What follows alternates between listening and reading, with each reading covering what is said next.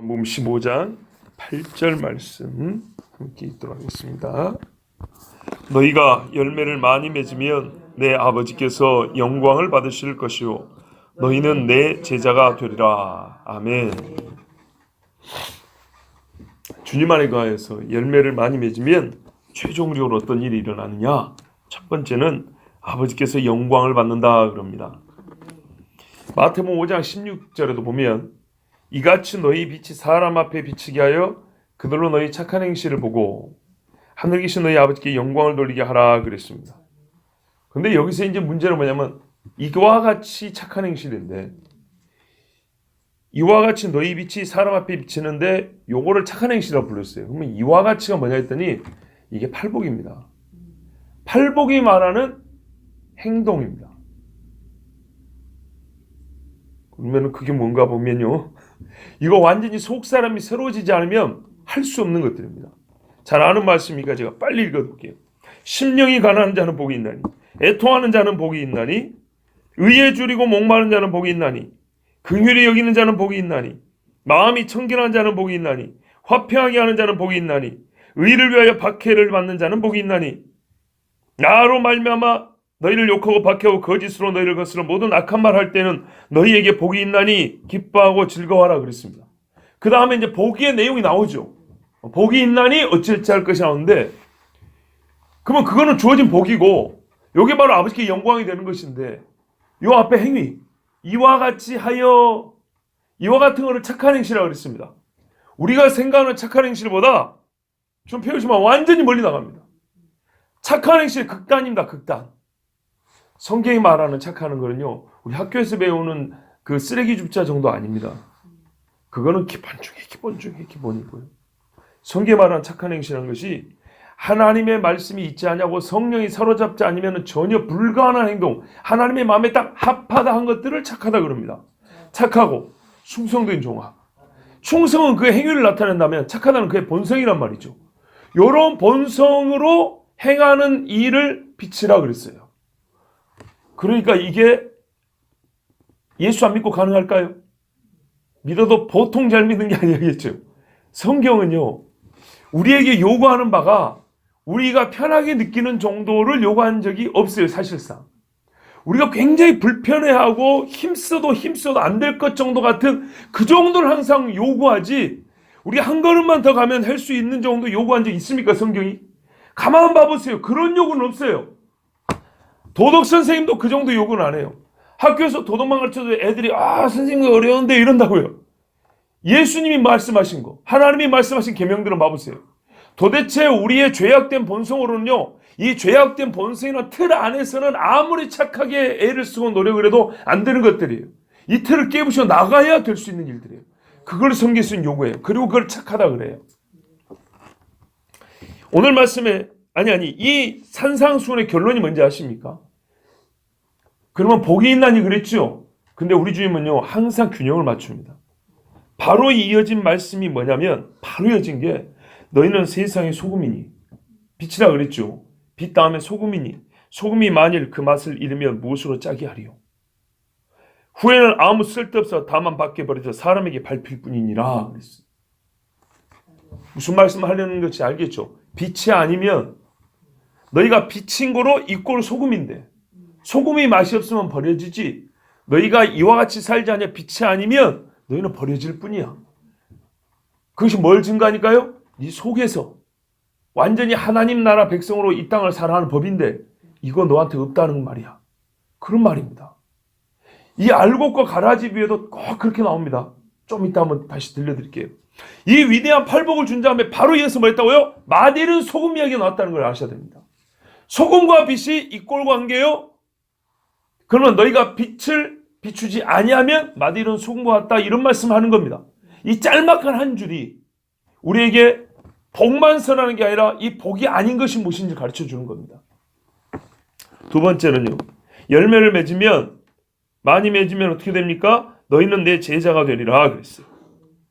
요한복음 8장 31절에도 그러므로 예수께서 자기를 믿은 유대인들에게 이르되 이 사람들은 지적 동의 정도라 그랬어요.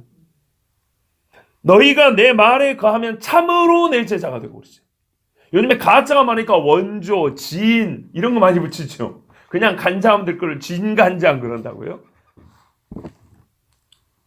너희가 내 말에 거하면 참으로 내 제자가 되리라. 듣기는 듣고 아 그런가 보다 했는데 거함이 없다는 거예요. 우리 주님 말씀은 항상 일관적이에요. 항상 똑같아요. 그러니까 성경은 해석하기가 너무 쉬워요. 같은 말이 반복되거든요. 같은 말이 반복되는데 그 깊이를 알려주기 위해서 이사야서에 옛날에 들으셨죠, 원사님? 여기서 조금, 저기서 조금 한다 그랬어요.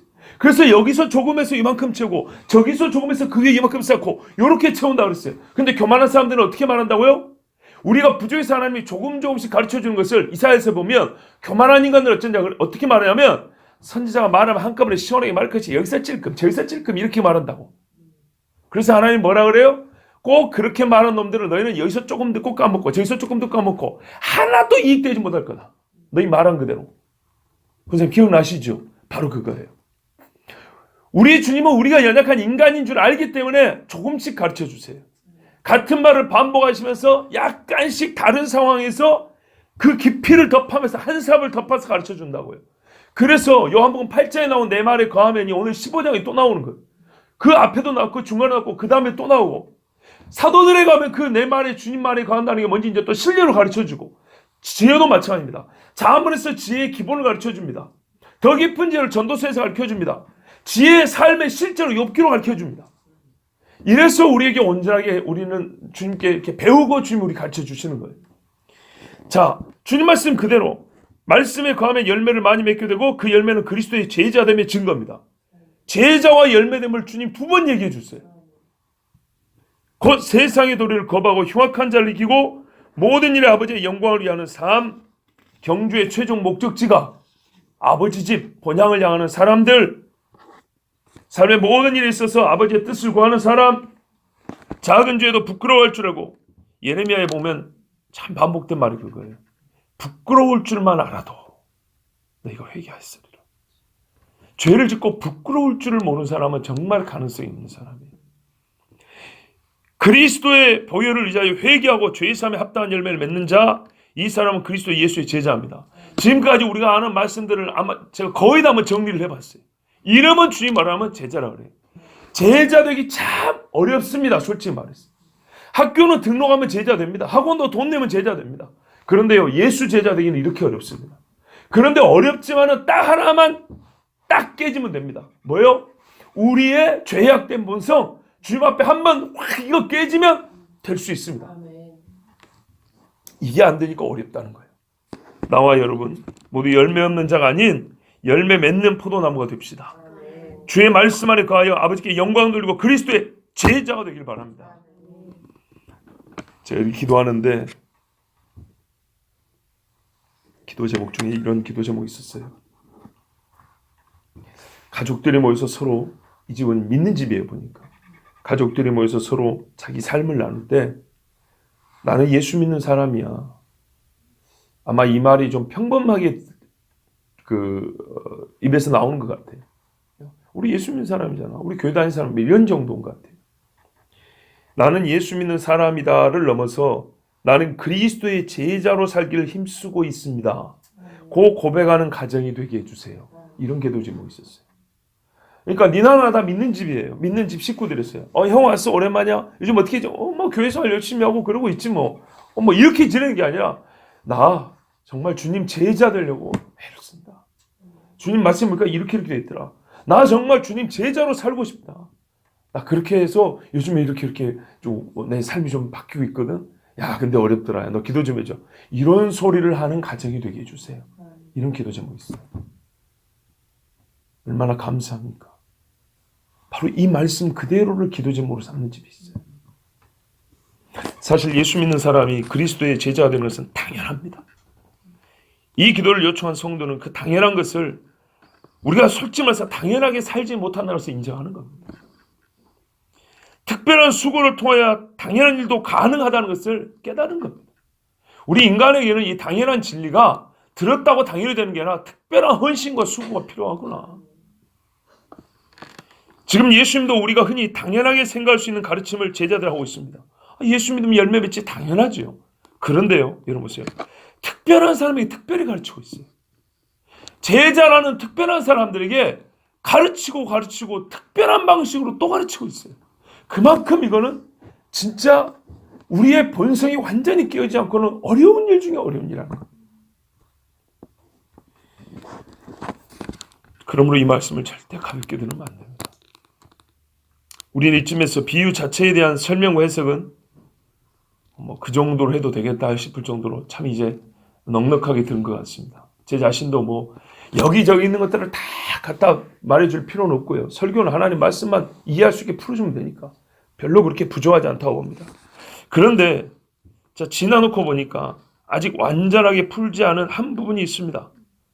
옛적에 17년도에 열매 맺음이라는 설교할 때는 전했던 것 같은데요. 그리고 듣다 보면 정리가 되긴 하겠습니다만은 그래도 이 부분이 중요하기 때문에 딱 꼬집어서 그 부분을 조금 더 보려고 합니다. 그게 뭐냐면 열매 맺지 못하는 가지가 아니라 열매를 맺지 아니하는 가지라고 했다는 거예요. 아니한다는 것은 이걸 지금 사람을 말하잖아요. 원예적으로 식물학적으로 보면은 이게 장애가 있어서 그런 거예요. 그런데 인간에게 적용할 때는 인격과 의지가 있는 인간에게 적용할 때는 말 그대로 애씀이 없는 거고 마음 기울임이 없는 거고 뜻이 없는 거예요. 맞습니까? 열매 맺지 아니하는 가지는 누굽니까? 포도나무 비유에서 잘려나가 결국에는 불살라지는 이 가지들은 누구냐 이 말입니다. 어떤 신학자는 상당히 유명한 신학자입니다. 크레이그 키너라고 신학자 중에 정말 유명한 사람인데 이 사람이 이 부분에서 뭐라면 소제목을 붙였는데 이 포도나무 비유에 소제목을 붙였는데 뭐냐면 인내와 배교라고 했어요. 자, 이 소제목을 보고 신학자들은 그렇게 말을 아주 이렇게 좀 짙게 쓰지는 않아요. 아주 이렇게 팍 찌르지는 않아요. 서로 논쟁할 때 아니면 웬만하면 그렇게 잘 안 써요. 근데 저는 설교자이기 때문에 그렇게 표현해야 돼요. 이 인내와 배교의 관점에서 보기도 하는데 저는 솔직히 여기에 동의해요. 그 관점에 하면 잘려나간 가지는 배교자라는 뜻이에요. 왜냐하면 내게 붙어 있어가 증거를 제공하기 때문입니다. 내게 붙어 있었는데 잘려나갔다는 얘기입니다. 어떤 사람은 그래서 내게 붙어 있어야 집착한 나머지 뭐라 그랬다고요? 선한 행실이 좀 부족한 사람이겠지 이렇게 생각하는데 그것이 아닙니다. 선한 행실이 좀 부족한 사람을 불사르진 않아요. 성경에서 불사른다는 뜻을 구원하는 데도 쓰고 구원을 안 하는 데도 심판하는 데도 쓰고 그럽니까? 아닙니다. 그리고 불이라는 말을 아주 강력한 보조 동사 그러니까 막 던져버린다 그죠? 막 끌어모아가지고 불도 그냥 불이 붙는다 불로 살라버린다 이런 식의 표현은 심판입니다. 심판.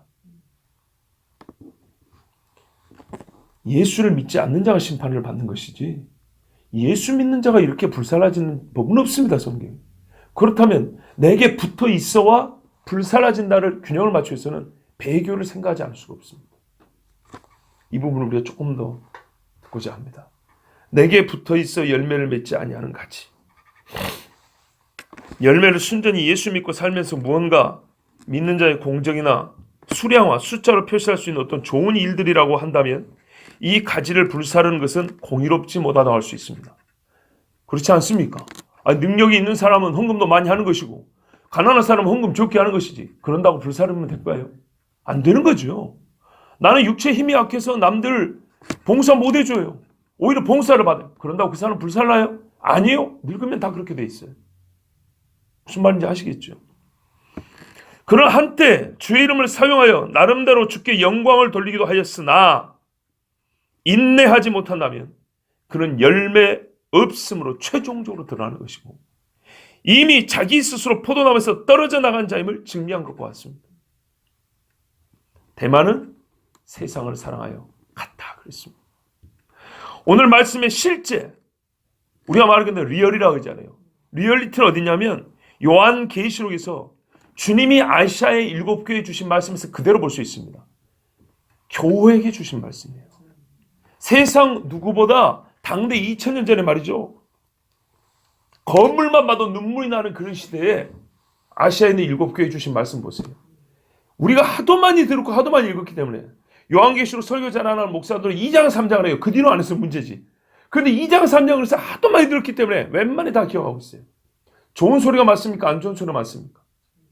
가장 많이 나온 소리가 뭡니까? 주님이 교회들에게, 그것도 2000년 전에 그 어려운 시대에 교회들이 주신 말씀이 최고로 많은 말씀이 뭔지 아세요? 회개하랍니다. 회개하라. 그렇지 않으면 던져버린답니다. 싸우랍니다. 싸우란 걸 어떻게 하냐? 끝에 하면 다 보면 이기는 자 이렇게 됐거든요. 이기지 아니하면요. 싸우면서 지면요. 이긴 자에 주신 생명의 멸류관 없다는 얘기죠. 감추었던 만남 없다는 얘기죠. 바로 그것입니다. 내 이름을 네 이마에 새기는 거 없다 그 말입니다. 세상에는 이런 식으로 말 안 합니다. 회개하라. 너에게 갖고 있는 그 흰옷을 더럽히지 말라. 촛대로 옮기라. 이런 소리는 교회만 주는 겁니다. 왜 교회에게 이런 무서운 말씀할까요? 왜요? 교회가 떠나와 있기 때문이죠.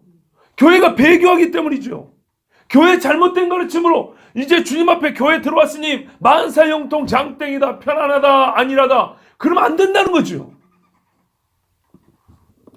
우리가 다 아시는 말씀을 제가 짧게 한번 읽을게요. 에베소 교회, 너를 책망할 것인지 너희 처음 사랑을 버렸느니라. 그러므로 어디서 떨어지는 생각하고 회개할 처명이를 가지라. 만일 그리하지 아니하고 회개하지 아니하면 에베소의 교회인데 내가 너에게 가서 네 촛대를 그 자리에서 옮기리라.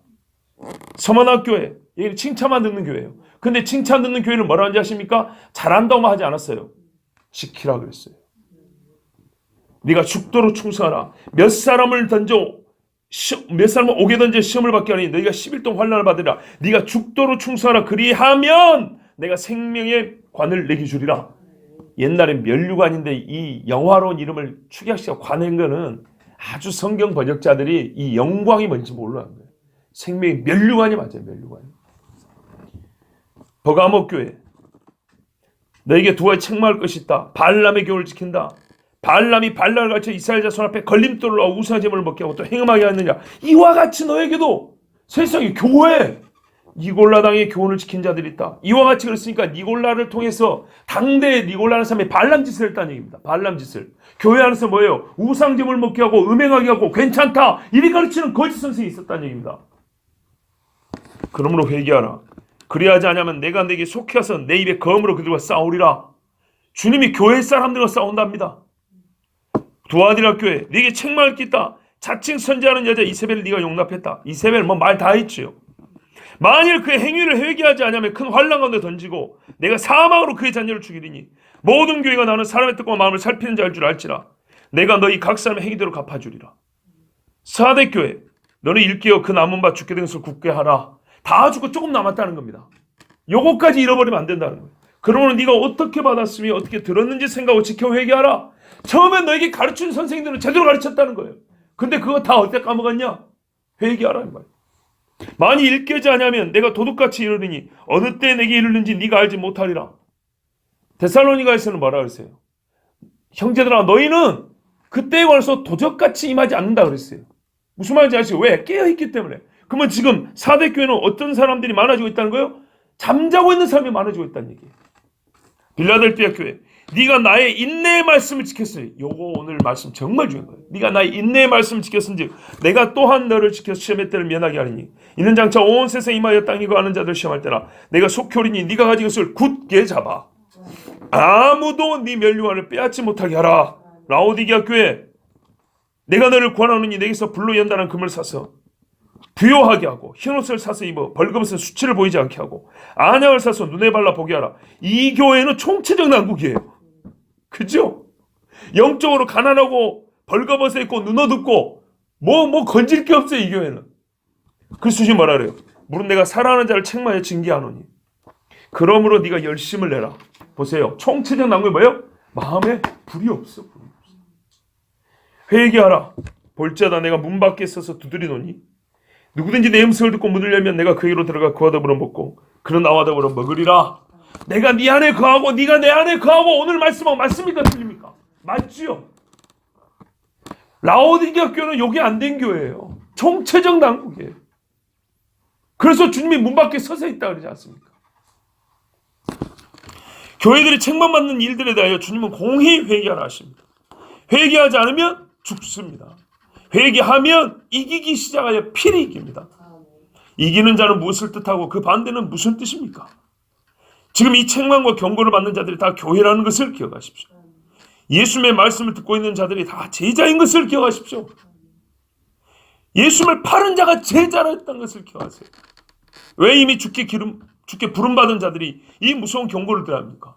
아니 살림살이 다 버리고 3년 동안 다른 제자들에게 뭘 확인할 게 있어서 이 귀한 제자들에게 이 무서운 이야기를 또 해주란 말이에요. 여러분 우리가 솔직히 말해서 여러분 중에 어떤 분이 3년만 저를 이렇게 따라다니면 나는 미안해서라도 이런 소리 못해요. 얼굴을 봐서라도. 우리 주님은 정말 영혼을 살아서 하신 말씀. 왜 당시 세상이 몇 안 되는 정말 귀하고 귀한 교회들이 그 존재 자체로 주께 칭찬하드려야 될 것 같은데 이토록 무시무시한 책망과 경고를 들었는지 생각해 보셔야 합니다.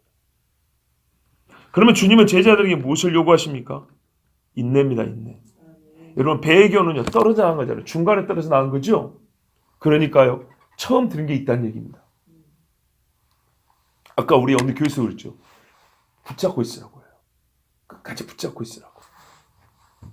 네가 인내의 말씀을 지켰은지. 이건 빌라델피아 교회 주신 말씀입니다. 보십시오. 죄송합니다. 강희 집사님 다음부터 좀 더 앞으로 오세요. 앞으로 오면 졸음을 이게 훨씬 좋아요. 자, 사랑하는 자에게 권면합니다. 자 보십시오. 네가 인내의 말씀을 지켰은지 그랬어요. 예수님은 전에요. 씨 뿌리는 비유를 하셨어요. 씨 뿌림의 비유. 제 표현으로 뭐라 했습니까? 토질의 비유라고 그랬죠. 길가, 가시나무, 돌짝밭, 좋은 밭 이랬죠. 이 비유에서도 오늘 말씀을 바르게 받아들일 수 있는 귀한 통찰을 넣을 수 있어요. 씨가 좋은 땅에 떨어졌다는 것을 예수님이 이렇게 말씀했어요. 마태복음 13장에 나와 있는 말씀인데 좋은 땅에 뿌려졌다는 것은 말씀을 듣고 깨닫는 자니 그러면 이 앞에 사람들은요. 못 깨달았거나 온전하지 못하다는 얘기입니다. 결실하여 말씀 듣고 깨달으니까 결실하죠.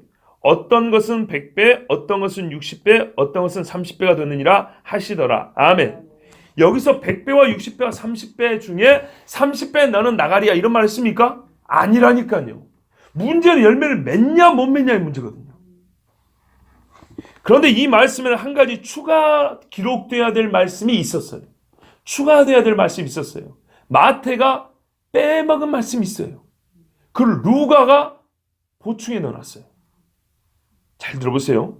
누가복음 8.5 이 비유가 똑같이 기록되어 있는데 좋은 땅에 있다는 것은 일단 들어보세요. 좋은 땅에 있다는 것은 착하고 좋은 마음으로. 아까 팔복 이야기했죠. 착하고 좋은 마음으로 말씀을 듣고 지켜 인내로 결실하는 자니라. 이 말씀과 마태복음 말씀 합해서 들어야 돼요. 그럼 어떤 사람이 열매 맺냐고요? 말씀을 듣고 좋은 마음으로 어떻게 해요? 착하고 좋은 마음으로 깨닫고 이걸 받아 깨닫고 그 다음에 뭘 한다고요? 인내함으로 결실하는 자는 이렇게 돼 있다. 빌라델피아 교회 네가 인내의 말씀을 지켰은지 어디까지냐? 장차 환난도 능히 이긴다 그랬어요. 환난의 배교가 있다고 그랬습니까? 데살로니가후서에 그죠? 환난을 어떻게 이깁니까? 인내의 말씀을 네가 지켰은즉 내가 시험의 때를 면하게 하리라. 하나님이 시험의 때를 면하게 해줘야 이기지 안 그러면 못 이긴다고요. 뭐라 그랬어요? 주께서 감하지 않으면 아무도 구원 못 받는다 그랬어요. 근데 말이에요. 택한 자를 위하여 감해준다 그랬죠. 주님이 택한 자들을 구원하기 위해서 감해주세요. 그러면 그때 그 택한 받은 자들을 어떻게 한다고요? 그 사람들은 이미 뭘 준비해요? 말씀의 인내를 삶으로 훈련해온 사람들이에요. 인내의 말씀을 지키는 너, 내가 시험의 때를 면하게 해줄게. 어떻게? 네가 견딜 수 있는 한계에서 내가 그 시험을 딱 그쳐줘. 내가 반드시 너를 구해. 그 사람들 그 기간 또 어떻게 할까요? 진짜 피 흘리게 싸우는 거예요. 하나님의 말씀에서 말씀으로 오면 이렇게 답이 다 있어요. 말씀을 듣는 것은 똑같았어요. 내 밭이, 내 마음이 다 똑같았어요. 근데 다른 부분은 합하여 보면요. 듣고 깨달아요. 뭡니까? 다른 부분. 내 밭 중에 이 좋은 땅은 달라요. 어떻게 달라요? 깨달아요. 그 다음에 깨달은 다음에 지켜요. 그렇죠? 이 지키면은 마귀의 방해가 있고 핍박 있고 육신의 정욕이 말씀을 지키는 것을 끊임없이 막아섭니다. 그러나 좋은 땅으로 불리는 그 사람은 인내합니다. 분명히 말했어요. 인내로 결실하는 자니 그랬어요. 그럼 누군가는 인내하지 않는다 그랬죠? 이건 제 말이 아니고요. 성경이 그대로 가르쳐줍니다. 보세요. 길가 가시떨기 사이 돌밭 위에 이런 사람들은요. 좋은 땅은 착하고 좋은 마음이라고 했죠? 착하고 좋은 마음이 아닌 거예요. 자, 아무나 천국 말씀을 듣고 천국 말씀이에요. 하나님의 왕으로 다스리는 그 나라 말씀이에요. 깨닫지 못할 때는 이 사람은 처음부터 못 깨닫는 사람이에요. 이게 바로 길가라고 그랬죠. 악한 자가 와서 그 마음에 뿌려진 것을 봐. 분명히 마음에 뿌려졌어요. 마음에 뿌려졌는데 어떻게 깨닫지 못하면 마음속으로 아예 못 들었다는 거예요. 이게 확 닫혀서 하나도 안 들어간 거예요. 이런 경우는 옳다 먹기 너무 좋은 거예요. 땅 위에 있으니까. 마귀 어떻게 해요? 쪽쪽 집어가 버립니다. 빼앗나니. 빼앗다는 말은 네 소유로 준 건데 하나님은 그냥 길 가다 실수로 이게 흘러간 게 아니고 정말 목적이 있어서 너에게 준 건데 네가 받기를 거부했다는 얘기잖아요. 무슨 말씀 아시겠죠? 이 말씀 네 가지라고 줬는데 뺏겼다는 거예요. 내 소유로 줬는데 뺏겼다고. 그 마음에 뿌려진 것을 빼앗나니 이는 곧 길가에 뿌려진 자요. 참 슬퍼집니다. 제 마음이. 돌밭에 뿌려졌다는 것은 말씀을 듣고 즉시 기쁨으로 받대. 이 감정이에요.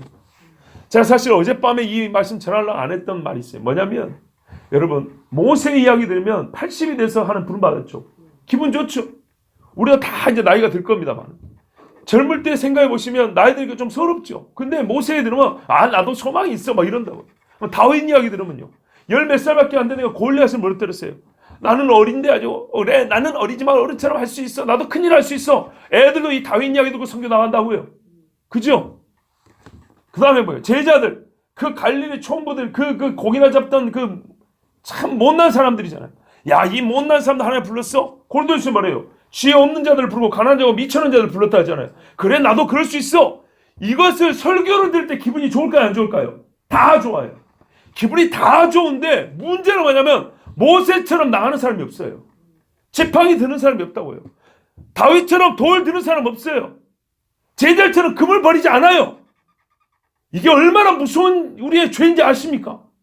그 말씀을 듣는 순간 막 희망이 생기고 그 말씀을 되게 감정적으로 좋다니까 기쁨으로 받는다니까요. 그런 설교해주는 목사가 왔다니까요. 그런데 그 말씀이 기분이 좋을 뿐이지 지팡이 안 잡고 돌 안 던지고 금을 안 버린다고요. 실제로. 그래서 그 기분은 어떻게 해요? 오늘 하룻밤 기분 좋게 자는 걸로 끝나는 거예요. 정말 우리의 양심적이고 그런 말씀을 원하는 건 어쩌든지 아십니까? 모세의 말씀을 들은 다음에 나이가 들었다고 우리가 그냥 주저있는 게 아니구나. 새로운 희망이 생긴다. 소망이다. 기분 좋아. 정말 하나님 감사합니다. 그랬으면 어떻게 해요? 그 뒤부터요. 모세처럼 써달라고 기도해야 돼요. 자기 양심대로 그 말씀 기분 좋게 받았으면 그렇죠. 하나님이 나를 쓰신다 싶으면은 주여 제가 물론 약한 몸이지만 쓰시겠다면 모세 쓰셨는데 주여 내 눈을 밝게 해서라도 써주십시오. 이렇게 해야 되는데요. 안 해요. 안 하면서 듣는 순간만 좋은 거예요. 하나님한테 우리 이러면 안 돼요. 진짜. 예? 이게 바로 이게 바로 뭡니까? 돌밭에 뿌려졌다는 거예요. 돌밭에 뿌려졌다면서 말씀을 듣고 즉시 기쁨으로 왔대. 꼭 이런 식이에요. 그 속에 뿌리가 없어. 무슨 뿌리가 있겠어요? 그렇게 좋고 많은데 다윗처럼 돌팔매질을 해야 뿌리가 박히지. 뿌리가 없어. 잠시 견디다가 이겁니다. 잠시 견디다가 그 말씀으로 말미암아 환난이나 박해가 일어날 때는 곧 넘어지는 자요. 열매 있습니까? 없습니까? 없어요. 가시떨기에 뿌려졌다는 것은 말씀을 들으나 세상의 염려와 재물의 유혹에 말씀이 막혀 결실하지 못하는 자요. 말씀을 주었으면 말씀이 역사를 해야 될 거 아닙니까? 근데 뭐예요? 다 가다 말아요. 가다 만 거라고. 그래서 제가 그랬잖아요. 저번에 이 가시떨기 나무 비유할 때 이것도 한번 다시 따로 설교했었죠. 우리가 이렇게 생각해요. 돌밭에 10이라면 아메야. 길가가 0이라면 돌밭은 한 30, 가시는 한 60, 좋은 땅은 100 이렇게 당겨서는 아니라고요. 이렇게 나누면 안 된다고요. 좋은 밭과 나머지 3개를 이렇게 나눠야 된다고요. 나머지 3개는 뭐예요? 열매 없음. 주의 말씀 어떻게 결국에는 결실치 못함, 말씀 떠남, 말씀 버림. 이거였어요. 주님 말씀하신 분은 결국 뭐예요? 돌밭에서 30%만 하라는 얘기인가요? 아니에요. 좋은 밭대라는 얘기였지. 여러분, 이와 같은 자 중에 가룟 유다가 있었습니다. 신사참배하고도 뻔뻔하게 자기 공을 드높인 이해적인 못돼 먹은 목사들이 있었습니다. 예수님이 이 비유에서 이 씨뿌림의 비유에 이어서 말이죠. 아까 제가 그런 말씀 드렸죠. 팔복 다음에 소금이 있었다. 마디는 소금이 있었다 했죠. 주님은 우리가 혹시 이해를 잘 못하고 잘못 또 오해하고 제 마음대로 풀까봐 바로 이어서 보시면 그런 게 있어요. 중요한 거는 비유를 연달아 2개 또는 3개씩 붙여줘요. 그래서 잘못 해석한 일이 없도록. 왜? 같은 맥이라는 의미거든요. 같은 맥이니까. 같은 대주제 안에 있으니까 잘못 해석할 가능성이 적지요. 2개, 3개가 연결되면. 맞지요? 이 씨뿌림의 비유에 이어서 주신 비유가 뭔지 아십니까? 같은 맥락에서 소위 말하는 알곡과 가라지 비유입니다. 곡식과 가라지 비유라고 해요. 결론 딱 나오지요. 곡식은 창고에 드리고 가라지는 모아 불사른다고 하셨으니 두 비유에서 씨뿌림의 비유와 이 알곡과 가라지 비유에서 짝을 이루는 것들이 무엇이냐면 찾아보십시오. 좋은 땅과 알곡입니다. 그리고 누가복음에서는 어떻게 해요? 좋은 땅을 인내로 결실하는 자니 그러니까 알곡이니까 곡식 창고에 넣지요. 맞지요? 어렵지 않아요.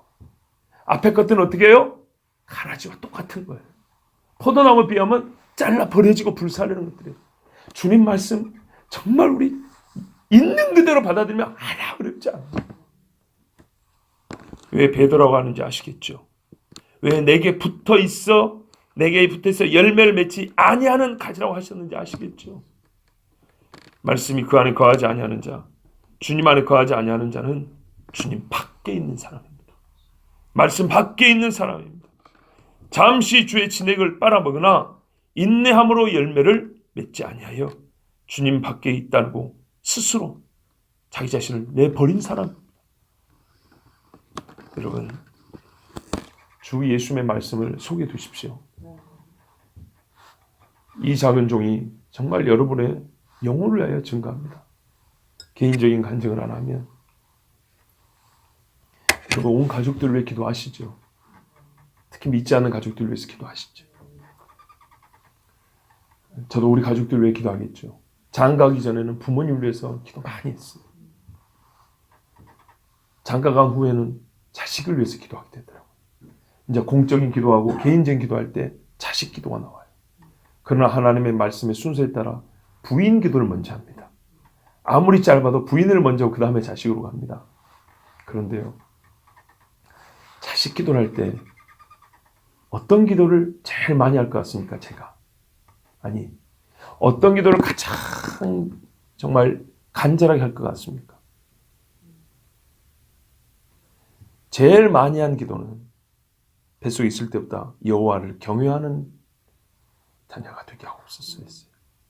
하나님께 예배하는 것을 가장 즐거워하는 자녀가 되게 해주시옵소서가 뱃속에 있을 때부터 지금까지 기도입니다. 다른 세상의 모대에서 이런 이야기 제 기억으로 거의 해본 적이 없습니다. 그런데요, 그거는 제일 많이 한 기도라면 정말 기도할 때 눈물 나고 간절히 하는, 그때마다 눈물 나고 간절한 기도가 뭔지 아십니까? 구원해 주세요.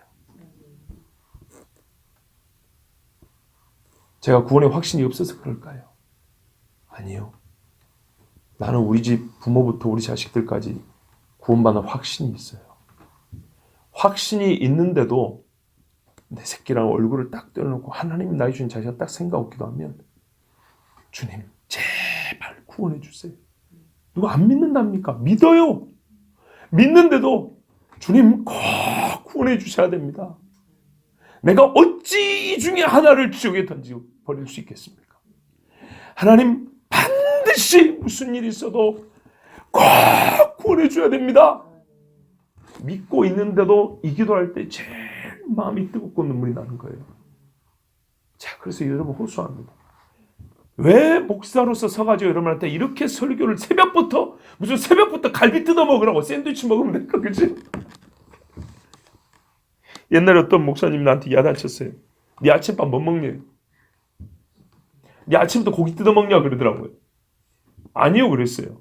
뭐라 그러냐면 너는 왜 새벽부터 교인한테 고기를 먹이려고 그러냐 그래.